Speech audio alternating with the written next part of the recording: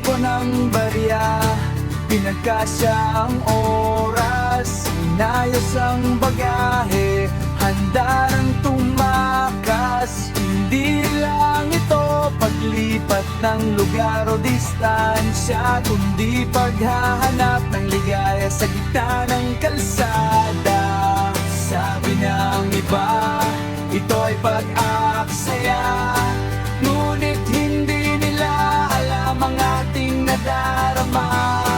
Ang bawat kilometro ay may dalang kwento, bawat liko ng daan may bagong yugto.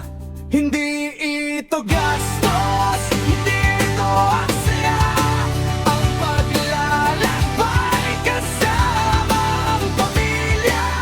Ito ay puhunan ng mga sandaling totoo, na habang buhay na mananatili sa puso. Mga tawanan, yakap at bawat ngiti,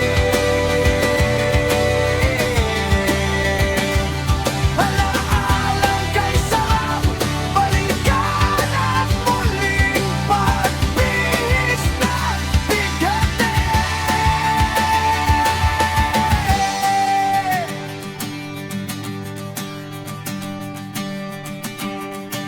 Pagod sa biyahe, agad na napapawid kapag nakita ang inyong mga munting nikit. Ang mga litratong kuha sa bawat tanawin ay yaman na hindi kayang bilhin sa laki natin. Kaya